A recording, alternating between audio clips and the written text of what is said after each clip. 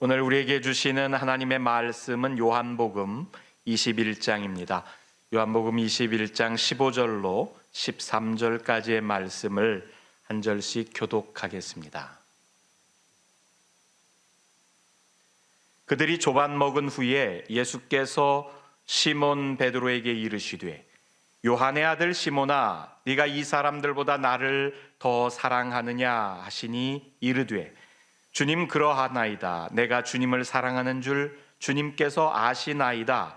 이르시되 내 어린 양을 먹이라 하시고 또 두 번째 이르시되 요한의 아들 시몬아 네가 나를 사랑하느냐 하시니 이르되 그러하나이다. 내가 주님을 사랑하는 줄 주님께서 아시나이다.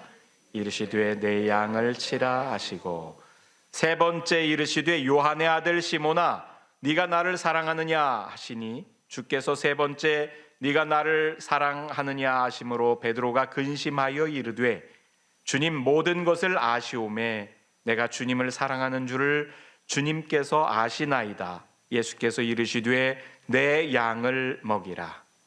내가 진실로 진실로 네게 이르노니 내가 젊어서는 스스로 띠뛰고 원하는 곳으로 다녔거니와 늙어서는 내 발을 벌리리니 남이 내게 띠띠우고 원하지 아니하는 곳으로 데려가리라. 이 말씀을 하심은 베드로가 어떠한 죽음으로 하나님께 영광을 돌릴 것을 가리키심이로라. 이 말씀을 하시고 베드로에게 이르시되 나를 따르라 하시니 베드로가 돌이켜 예수께서 사랑하시는 그 제자가 따르는 것을 보니 그는 만찬석에서 예수의 품에 의지하여 주님 주님을 파는 자가 누구니까 묻던 자더라. 이에 베드로가 그를 보고 예수께 여짜오되 주님 이 사람은 어떻게 되겠사옵나이까?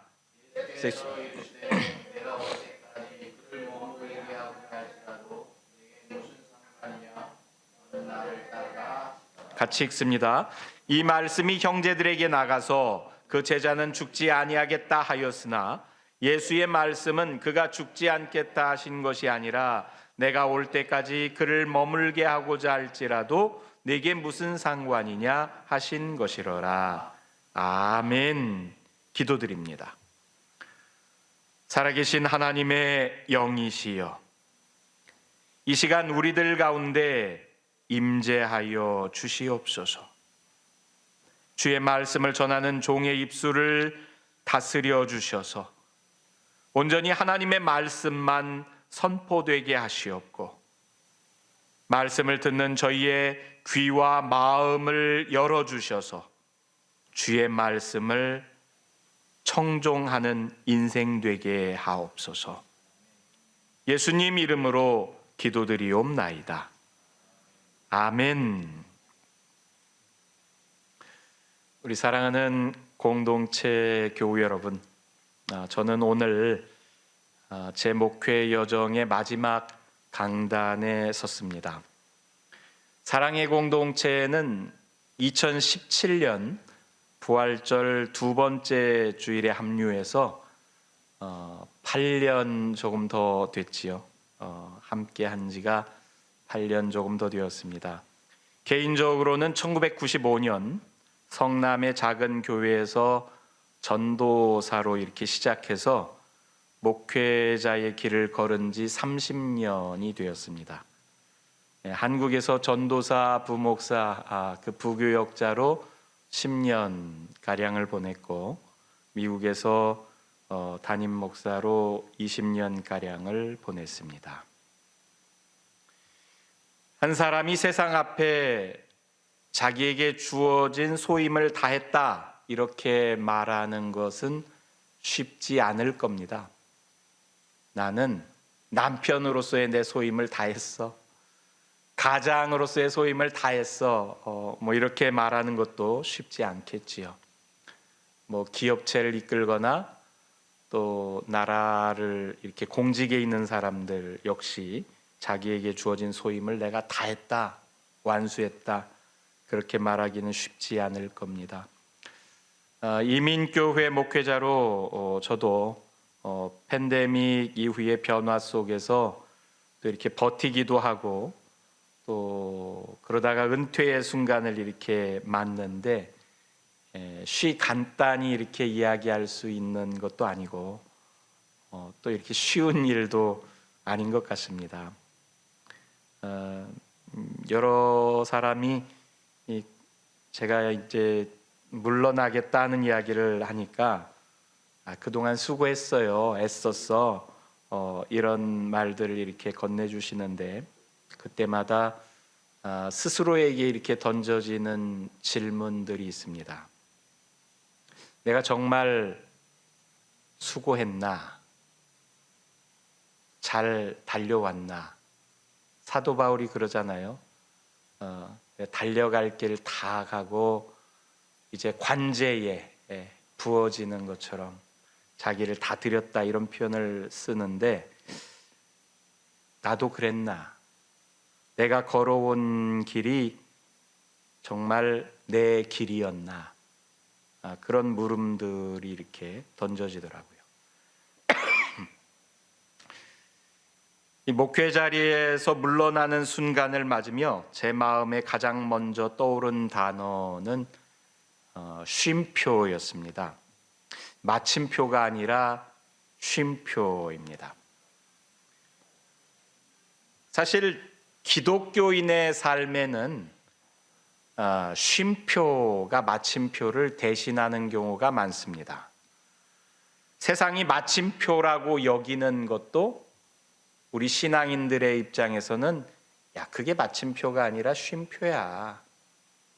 심지어는 죽음조차도 세상에서는 이제 인생이 끝났어, 그렇게 마침표를 찍을 때, 여러분 우리 신앙인은 영생을 바라보며 이 땅에서의 삶이 마치는 그 순간도 하나의 쉼표로 이렇게 대신 자리매김하게끔 하지 않습니까?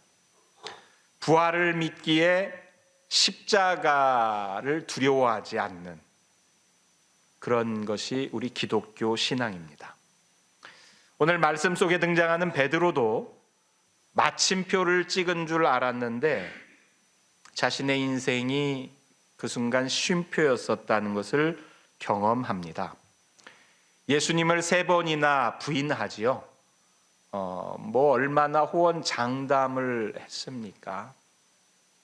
다른 사람들 다 주님을 버려도 나만큼은 주님을 지키겠다, 주와 함께하겠다, 그랬던 이가 3차례 나는 저 사람을 모릅니다 하고 주님을 이렇게 부인했습니다. 그것이 그에게는 돌아봤을 때 이 일종의 트라우마처럼 남을 것 같아요. 내가 그랬어. 어떻게 내가 예수님의 제자라고 이야기할 수 있겠어? 그래서 그는 모든 것을 내려놓고 다시 고기 잡는 사람의 자리로 돌아갔습니다. 그는 부활하신 예수님을 못 만난 게 아니에요. 만났죠. 요한복음 20장에 보면 제자들이 부활하신 예수님을 다시 만나는 이야기가 나옵니다. 그리고 21장 우리가 읽은 말씀 앞부분에서 갈릴리에서 고기잡이의 삶으로 돌아간 베드로를 우리가 볼 수 있습니다. 비록 부활하신 예수님을 만났더라도 그는 스스로 자기 자신을 용서하지 못했을 것입니다. 이젠 내가 누군지 모르겠어. 내가 주님과 함께 3년간 생사고락을 같이 하면서 복음을 전했던 그 주님의 제자가 맞나? 자기가 누군지, 또 앞으로 나는 무엇을 해야 할지 그는 모호한 상태였을지도 모르겠습니다. 그때 예수님께서 다가오셨습니다. 그리고 이렇게 묻습니다. 요한의 아들 시몬아, 네가 나를 사랑하느냐? 3차례 같은 질문을 계속해서 물으셨지요. 이 3번 반복되는 주님의 질문은 책망이 아니었습니다. 그를 회복의 자리로 초대한 것이었고 새로운 소명의 선언으로 그를 이끌어주는 말씀이었습니다. 예수님은 베드로를 다시 불러 세우십니다. 세 번의 질문 끝에 주님은 이렇게 말씀하십니다. 내 양을 먹여라. 사랑하는 성도 여러분, 우리는 나에게 주어졌던 소명을 잃어버렸다고 느낄 때가 많습니다. 실패했다고 느낄 때, 기대가 무너졌을 때, 문이 닫혔다고 생각될 때. 하지만 요한복음 21장은 말합니다. 소명은 아직 끝난 게 아니야. 하나님은 우리를 다시 불러 세우셔. 여러분, 이 소명은 단지 목회를 계속해라 하는 말이 아닙니다. 여러분, 소명 그러면 기독교에서 우리는 이게 목회자에게 주어진 것으로 여길 때가 많습니다. 그러나 소명은 목회자에게 주어진 것만이 아닙니다. 여러분, 소명 그러면 영어로 vocation 그럽니다. 콜링이죠. vocation. 이 독일해라 하는 말이 아닙니다. 여러분, 소명 씁니다. 이 보카티온이 소명인데 더 많은 예로 쓰이는 것이 직업입니다. 여러분, 우리가 무엇을 하는 일, 그게 여러분 보카티온이에요. 여러분이 하고 있는 일이 주님께서 소명으로 주신 일, 내가 하는 일, 내가 가족을 위해서 밥을 짓는 일도 여러분 소명이요. 내가 생계를 위해서 일터에 나가서 돈을 버는 일도 소명입니다. 그 돈을 벌기 위해서 누군가는 자영업을 하고 누군가는 다른 이에게 고용되어서 일을 하고 여러분 일하는 그 일터의 자리도 소명입니다. 예수님은 베드로에게 양을 먹이라고만 이야기한 것이 아니라 이어서 나를 따르라고도 말을 합니다. 여러분, 기독교인에게 소명은 예수님을 따르는 삶이 소명입니다. 가정에서 자녀를 양육할 때 예수님께서 가르쳐 주신, 성경이 우리에게 일러주신 하나님의 방식대로 자녀를 양육하는 것.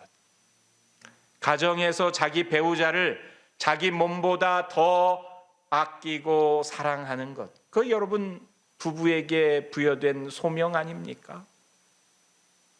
일터에서 내 노동력을 산 사람에게 가서 그 품꾼의 역할을 다해서 일을 성심껏 해나가는 것, 소명입니다. 이 모든 소명에 주님은 나를 따라서 살라고 합니다. 예수님이 제자들에게 대하듯이 또 제자들이 주님께 배운 방식으로 세상을 나가서 복음을 전하면서 이렇게 살아. 너희는 세상 모든 사람들에게 복음을 전하고 세례를 주고 여러분 가르쳐서 주님께서 일러주신 것을 가르쳐서 지키게 해라. 이게 나를 따르라는 말씀이지요. 그냥 이게 복음이요, 예수 믿어, 그게 아니라 예수를 믿는다는 것이 어떤 삶인지 예수님께서 일러주신 그 말씀을 내 삶에 적용시켜서 따라서 살아가는 삶, 그것이 나를 따르는 삶입니다. 다른 말로 우리 존재 전체로 우리 삶 총체적으로 주님을 따라 나서는 그 부르심이 우리에게 있어서 소명이라고 할 수 있습니다. 예수님은 베드로에게 이런 말씀도 하셨습니다. 내가 진실로 진실로 네게 이르노니 네가 젊어서는 스스로 띠띠고 원하는 곳으로 다녔거니와 늙어서는 네 팔을 벌리리니 남이 네게 띠띠우고 원하지 아니하는 곳으로 데려가리라. 이 말씀을 기록하면서 요한복음의 기자는 이렇게 덧붙이지요. 이 말씀을 하심은 베드로가 어떤 죽음으로 하나님께 영광을 돌릴 것을 가리키심이로라. 베드로가 순교의 길을 걷게 될 것임을 일러주는 말씀입니다. 여러분, 소명은 성공이나 열매가 아니라 충성과 헌신이라는 거지요. 베드로는 그가 십자가에 거꾸로 매달려 죽기까지 주님을 따라갑니다. 충성이고 헌신이지요. 이게 소명입니다. 결국 우리는 그분이 우리에게 맡기신 길을 충실히 걸어가는 것, 내게 주신 인생의 삶을 성실히 살아가는 것, 가정에서든 일터에서든 교회에서든, 여러분, 그게 우리에게 주어진 소명입니다. 여러분, 그런데 아십니까? 이 요한복음을 연구한 학자들은 베드로나 다른 제자들이 제자직에 실패하고 고기잡이를 하고 있는 게 아니라고 말합니다. 우리는 그렇게 생각하잖아요. 그리고 저도 시작하면서 베드로가 예수님을 만났어도 예수님을 3번이나 부인한 것에 대한 죄책감에 내가 뭘 할 수 있겠어? 앞으로 여러분, 그러면서 나는 고기나 잡으러 가련다, 그랬다고 생각하는데 요한복음의 연구가들은, 학자들은 그렇게 이야기하지 않습니다. 도리어 고기잡이가 제자직의 수행을 상징적으로 보여주는 것이라고 해석합니다. 여러분, 예수님이 처음 제자들을 부르실 때를 기억하십니까? 마가복음, 마태복음 시작 도입부에서 예수님께서 공생애를 전개하실 때 제자들을 가장 먼저 부르시잖아요. 그때 뭐라고 부르셔요? 나를 따라오라. 내가 너희로 사람을 낚는 어부가 되게 하리라 그래요. 내가 너희를 사람 낚는 어부로 삼겠다. 그러면서 제자들을 불렀잖아요. 여러분, 이 사람 낚는 어부처럼 이 요한복음 제일 마지막 장에서는 이 고기 잡는 일들을 그 제자들이 해나가는 것들을 보여준 거예요.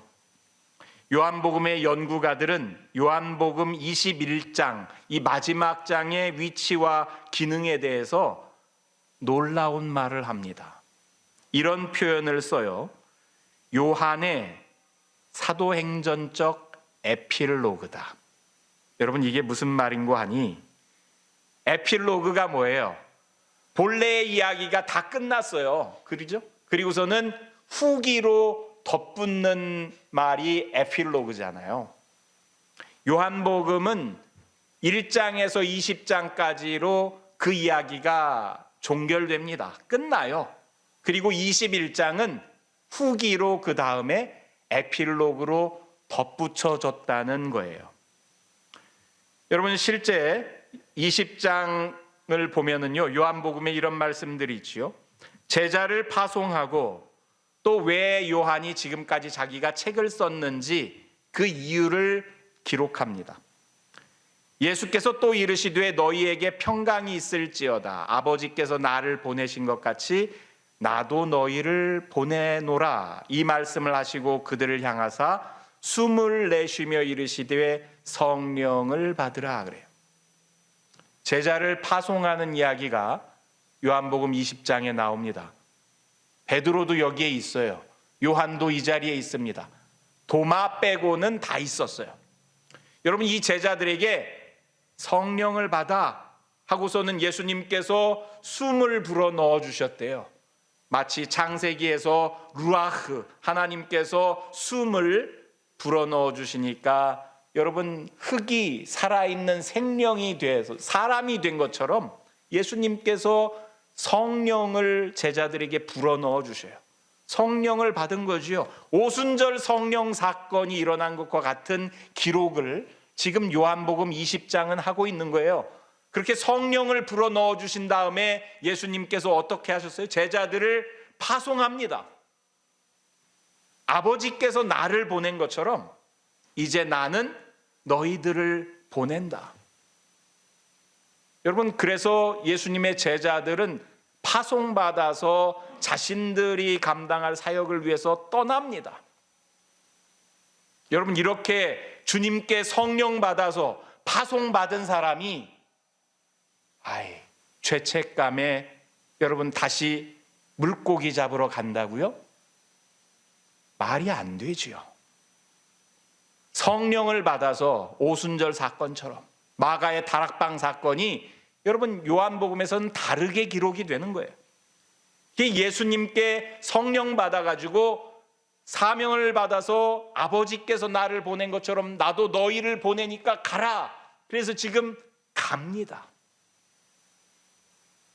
그리고 또 어떤 기록이 있어요? 20장 마지막에 오직 이것을 기록함은 너희로 예수께서 하나님의 아들 그리스도이심을 믿게 하려 함이요 또 너희로 믿고 그 이름을 힘입어 생명을 얻게 하려 함이라. 요한이 1장부터 20장까지 글을 다 쓰면서 제일 마지막에 내가 지금까지 이걸 왜 썼게? 그 쓴 이유가 뭔지 보여줘요. 왜 썼대요? 내가 쓴 것을 보고 너희가 예수가 하나님의 아들인 걸 믿고 생명을, 영생을 얻게 하려고 내가 이걸 썼어요. 여러분, 이렇게 하고서 요한복음이 끝난 거예요. 20장으로 요한복음은 결론이 맺어집니다. 그런데 요하임 공동체라고 불러요. 요한에게 배움을 받고 요한에게 설교를 듣고 가르침을 받은 그 공동체, 요한 공동체가 후대에 이 21장을 에필로그로 추가해서 덧붙였다고 학자들이 이야기를 합니다. 마치 누가복음을 누가가 기록하잖아요.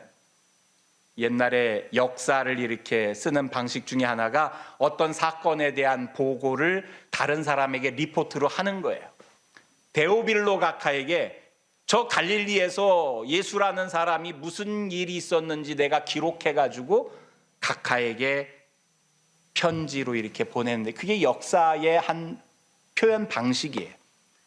근데 그 1편을 보냈어요. 그리고서는 사도행전을 기록하면서 지난번에 내가 그 예수 사건을 써서 보냈는데 그 이후에 어떻게 전개됐는지 2편의 이야기를 기록해서 데오빌로 각하에게 다시 보냅니다 하는 게 사도행전이요. 누가복음이 1편이고 2편은 사도행전이죠. 그런 것처럼 요한복음 1장에서 20장까지가 1편이고 21장이 사도행전과 같은 성격으로 덧붙여진 것이라고 학자들이 요즘 요한복음을 우리에게 설명해 주고 있어요. 그래서 요한복음의 사도행전적 에필로그다 이런 말을 쓰는데 여러분, 이 에필로그가 단순한 그냥 첨가가 아니에요. 요한 공동체가 어떻게 부활 이후의 시대를 살아갈 것인지, 마치 사도행전이 예수님의 제자들이 어떻게 자신들이 가지고 있는 그 복음을 세상 가운데 드러내고 전파하면서 이 예수님의 제자로, 사도로, 부름받은 사람으로 살아가야 하는지를 세상 가운데 보여준 것처럼 요한 공동체도 어떻게 우리가 요한에게 배운 그 예수 그리스도의 가르침을 삶 속에서 살까? 그 고민이 그 속에 담겨져 있는 거죠. 그래서 실천적 안내서 같은 겁니다. 공동체가 우리 이렇게 살아야 돼. 이것이 고기 잡는 장면으로 상징적으로 이렇게 드러납니다. 사명을 되찾는 제자들의 모습이 여기에 있는 거죠. 여러분, 고기 잡으러 제자들이 나갔는데 제자들이 밤새도록 고기를 한 마리도 잡지 못합니다. 이 고기 잡는다는 것이 아까 예수님께서 너희들 사람 낚는 어부로 부르겠다. 이게 복음 전도 활동들을 해 나간 거예요. 가서 복음을 전합니다. 삶의 자리에서 교회를 세우고 예수 그리스도를 선포하고, 근데 열매가 없는 거예요. 애를 쓰는데, 인간적인 수고와 모든 방편을 구하는데 열매를 맺지 못해요. 그때 예수님께서 나타나셔서 주님께서 저곳에 그물을 던져봐 그러죠. 그러자 고기를 153마리, 153마리 잡았다고 성경이 기록을 합니다. 예수님의 말씀에 순종했을 때 풍성한 어획을 갖습니다. 말씀에 순종할 때 얻는 사역의 열매를 보여주는 거예요. 여러분, 성경에 의미 없이 숫자가 그냥 나열되지 않잖아요. 왜 153일까? 숫자에 오찬송 목사님이 전문가인데요, 그렇죠? 12지파, 12사도. 여러분, 12이 갖는 상징성이 있잖아요. 이스라엘을 상징하는 것 아닙니까? 하나님의 백성이라는 숫자를 상징하는 게 12이에요. 왜 굳이 유다가 이렇게 빠져나갔을 때 그 자리를 대신해서 마띠아를 세웁니까? 12이라는 숫자가 중요한 거예요. 하나님의 백성, 하나님의 교회. 여러분, 그런 것처럼 이 153, 이 물고기 153마리도 의미가 있대요. 이 요한 공동체가 여러분 그 신앙생활을 해 나갈 때 헬레니즘 시대지요. 그리스 문화권에 있는 그 로마의 시대입니다. 여러분, 이 헬레니즘 시대에 이 동물학자들, 그 당시 연구가 기록을 이렇게 보면은 자연학자 오포세노루스라는 사람이 이 오늘날로 치면 이제 무슨 동물 도감 이런 거를 쓴 거죠. 당시에 알려진 물고기의 종류가 153마리였대요. 153종인 거죠. 153종. 물고기의 종류가 153종이야. 이 153마리가 아니라 153종의 물고기를 잡는 것처럼, 야, 복음은, 교회의 사역은 누군가에게만 국한된 게 아니야. 이게 유대인에게만, 이게 헬라인에게만 국한된 게 아니야. 모든 인류, 모든 언어를 사용하는 민족들, 여러분, 모든 민족에게 이것이 다 열려 있는 거야. 그 모든 민족과 모든 언어와 모든 사람들을 포괄하는 교회의 보편성을 가리키는 말이 153이라는 숫자랍니다. 이게 어거스틴도 초대교회의 제롬도 이걸 그렇게 이해를 해요. 왜 153마리야? 까닭 없이 그냥 숫자가 등장하는 게 아니라, 아, 이게 교회의 보편성을 이야기를 하는구나, 그런 이야기를 합니다. 여러분, 그리고서는 그 154마리의 물고기를 잡는데 그물이 찢어지지가 않았다. 그럼 교회가 갈라지지도 찢어지지도 않아. 교회는 여전히 이렇게 건실하게 유지되고 있습니다 하는 것을 보여주는 말이에요. 그물이 찢어지지 않는 요한 공동체의 통합성과 연합 가능성을 이야기를 합니다. 여러분, 보편 교회 그러죠. 그걸 카톨릭 처치라고 그러는데, 우리가 공교회 이야기하는 그 교회. 교회는 따로따로가 아니라 전체 그리스도 예수 교회 하나인 것을 보여주는 의미로 찢어지지 않는 그물 이야기가 덧붙여진 거래요. 여러분, 그러면 이 기록들이 그냥 에휴, 다 포기하고 물고기나 잡으러 갈래, 그런 이야기가 아니지요. 여러분, 제자들이 사도적인 직분을 수행해 가는 이야기의 상징적인 표현으로 등장합니다. 이런 가운데 제자들이 자기 직분을 어떻게 수행하고 있는지, 넘어진 사람들이 일어나고 있는 것으로 보여주고 있지요. 그런데 이 이야기 뒤에 보면은 여러분, 오늘 우리가 읽은 본문 가운데 마지막 구절이 참 인간적인 장면의 이야기가 아닐 수 없습니다. 여러분, 베드로가 예수님께 나를 따르라 그렇게 명령을 받잖아요. 그때 뭐라고 이야기를 해요? 너 이제 십자가에 이렇게 떠매여서 죽을 거야. 그때까지 나를 따라. 이 이야기를 듣고서는 베드로가 그럼 저 사람은요? 이렇게 묻는 거예요. 주님, 이 사람은 어떻게 되겠사옵나이까? 여러분, 우리는 이 질문에 사실 너무 익숙합니다. 쟤는요? 그런 거죠. 쟤는요?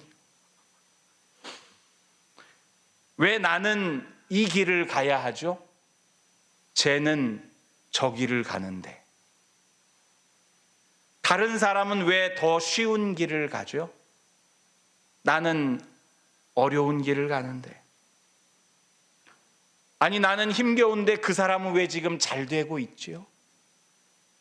여러분, 여러 방면에서 우리는 이런 질문을 던질 수 있잖아요.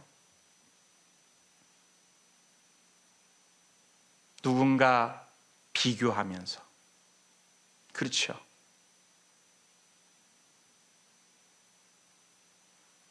예수님의 대답은 그에 대해서 단호합니다.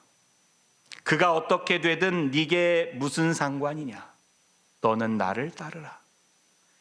내가 올 때까지 그를 머물게 하고자 할지라도 너에게 무슨 상관인데 너는 나를 따르면 돼. 이 이야기죠. 여러분, 이 말씀이 사실 우리에게 해방의 복음이에요. 비교하지 마세요. 다른 이의 길을 부러워하지도 마세요. 하나님은 저와 여러분들 각자에게 주신 길이 있습니다. 나에게 주신 소임 가운데, 소명 가운데 내 자녀를 양육하지요. 내 자녀를 양육하면서 여러분, 다른 자녀와 비교하지 마세요.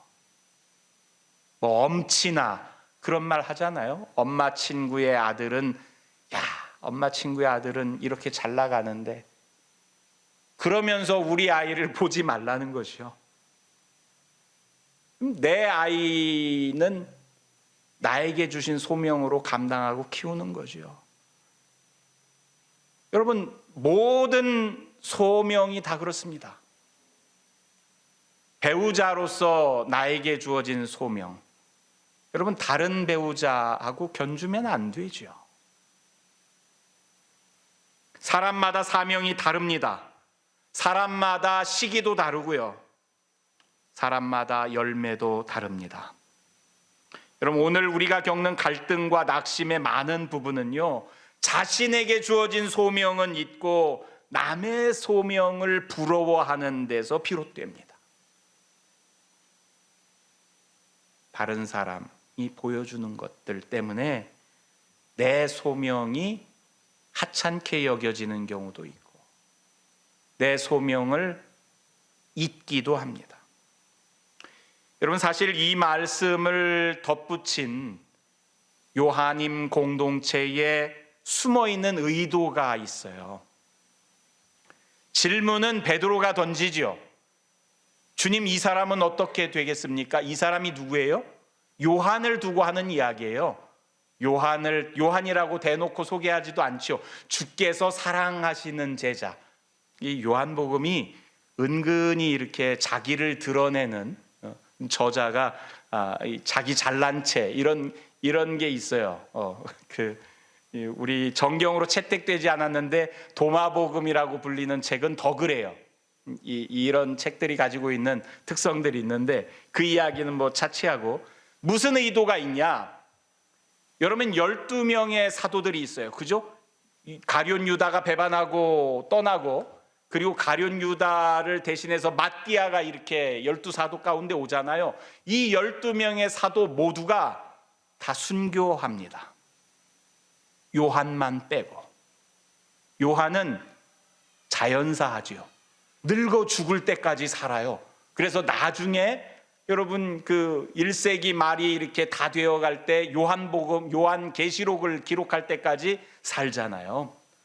그러니까 다른 사람들이 볼 때 예수님의 사도는 예수님처럼 다 순교하는 거 아니야?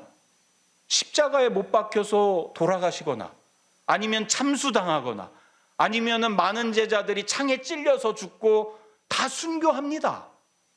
근데 요한은 보니까 안 죽네? 이 예수님을 따라서 사는 삶을 살고 있지 않은 것 같아. 여러분, 이런 소리를 듣는 거예요. 그러니까 요한 공동체가 야, 그거 아니야. 그거 아니고 지금 봐봐. 베드로가 예수님께 묻잖아. 나는 십자가에 달려서 남에게 끌려서 죽게 될 거지만 그럼 쟤는요? 하고 물을 때 예수님이 뭐라고 그래요? 내가 올 때까지 요한을 살려둘지라도 너한테 무슨 상관인데 너는 나를 따라오면 돼. 이게 무슨 말이에요? 베드로에게 준 소명이 따로 있고 요한에게 준 소명이 따로 있다는 이야기예요. 여러분, 요한 공동체는 자기들에게 복음을 전해준 요한이 순교당하지 않았다고 해서 이 예수님의 주신 소명을 따라가지 않는 게 아니다. 그걸 보여주는 거예요. 이 숨어져 있는 의도지요. 그런 것을 베드로와 예수님의 대화 가운데 이렇게 표현해내는 겁니다. 저는 오늘 여러분들 앞에서 목회를 내려놓는다고 말씀했습니다. 하지만 하나님 앞에서 제 소명은 끝나지 않았습니다. 목회라는 이름의 직분은 내려놓아도 주님을 사랑하고 말씀을 따르고 하나님 나라를 향해 걷는 일은 여전히 제 몫입니다. 이 자리에 계신 성도 여러분도 여러분은 지금 어떤 소명을 따라서 살아가고 계십니까? 베드로가 받은 소명이 있고요. 그는 십자가에 달려 죽기까지 예수님을 따라가는 거지요. 요한이 받은 소명은 또 따로 있어요. 여러분이 받은 소명은 뭡니까? 어떤 사람은 섬기는 일로, 어떤 사람은 기도로, 어떤 이는 가정을 세우는 소명으로, 어떤 이는 지금 고통 중에 있는 이를 위로하는 길로 부름 받기도 했습니다. 그리고 어떤 이는 지금 인생의 전환점에 서 있기도 합니다.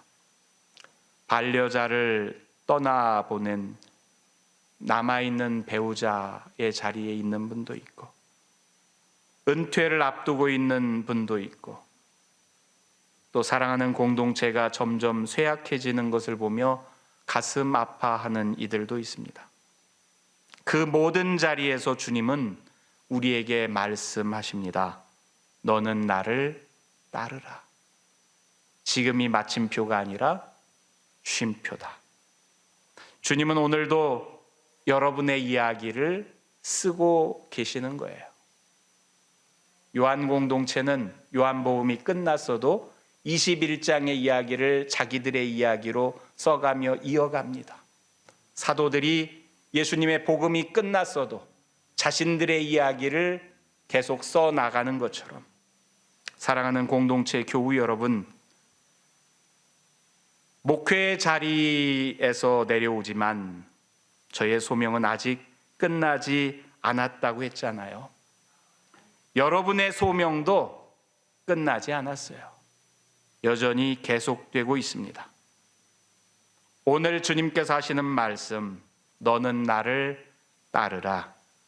주님을 따르는 그 길이 곧 저와 여러분의 소명인 줄 믿습니다. 주님, 베드로에게 내 양을 먹이라, 나를 따르라 하셨듯이 오늘 우리도 각자의 인생길 위에서 부르시는 주님의 음성을 듣게 하시니 감사합니다. 우리 모두에게 각자의 자리에서 주님을 따를 용기와 사랑을 주시옵소서. 예수님 이름으로 기도드리옵나이다. 아멘.